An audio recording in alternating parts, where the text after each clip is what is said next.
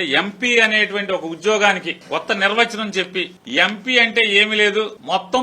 పీకేసి లోపలేసుకోవటమే అని చెప్పాను కొత్త నిర్వచనాన్ని కేసినేని శివనాథ్ అనేటువంటి అలియా చిన్ని ఈ సమాజానికి మరీ ప్రత్యేకించి బెజవాడ ప్రజలందరికీ పార్లమెంట్ లో ఉన్న అందరికీ ఓహో ఎంపీ అయితే ఇంత గొప్పగా దోషేయచ్చు అనమాట దేన్ని వదలకుండా రోజు రేషన్ బియ్యం మీద నెలకు 1.5 పెద్దిరెడ్డిని పెట్టుకుని చేసుకోవచ్చు ఏదో రావు అనుకుంటా చివరి రెడ్డి అంటే రెడ్డి అనుకుంటారు ఇంటి పేరు రెడ్డి ఎప్పుడు ఆఫీసులో ఉంటాడు మీరు వెళ్తే తెలుస్తుంది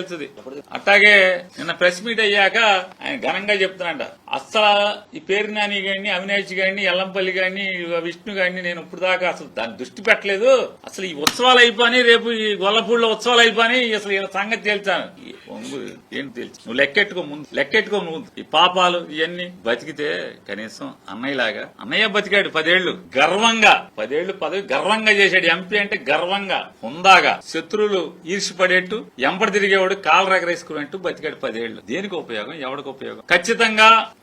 మీ 7 ఎమ్మెల్యేలు నీకు వచ్చేసారి సీట్ ఇవ్వనివ్వరో ఎట్టి పరిస్థితుల్లో అయితే మాకన్నా ఆపండి లేకపోతే ఆడికన్నా ఆపండి అని చెప్తారు ఖచ్చితంగా జరగబోయేది అదే వాళ్ళు తెలుసుకోవాలి మన కంచం ఫ్రెండో మంచం ఫ్రెండో ఈ 7 ఆపుకోవాలా నిన్ను ఆపుకోవాలా తెలుసుకోవాలి సరే ఒకవేళ వీళ్ళు ఆపారనుకో మన కంచం ఫ్రెండ్ మనకేంటి అసలు మామూలుగా లారీలు టిప్పర్లు డబ్బులు ఉన్నాయి డల్లాస్ వెళ్లి ట్రంప్ కు పోటీ చేయొచ్చు వచ్చేసారి అంత సొమ్ము సంపాదించావు కదా సంవత్సరంలోనే ట్రంప్ మీద పోటీ చేయొచ్చు డల్లాస్ లో మనకి ఆస్తులు కూడా ఉండుంటాయి ఈ పాటికి వెళ్ళి అక్కడ ఓటు చేర్చుకుని జాగ్రత్తగా ట్రంప్ కొత్తగా పెట్టాడు నీకే సౌలభ్యం 42 కోట్లు కడితే సిటిజన్షిప్ ఇచ్చేస్తా అంటున్నాడు కట్టే సిటిజన్ 42 కోట్లు పెద్ద లెక్కే ఉంది మనకు ఒక వారం రోజుల సంపాదన ఆ 42 కోట్లు కట్టేసేసి ఓటు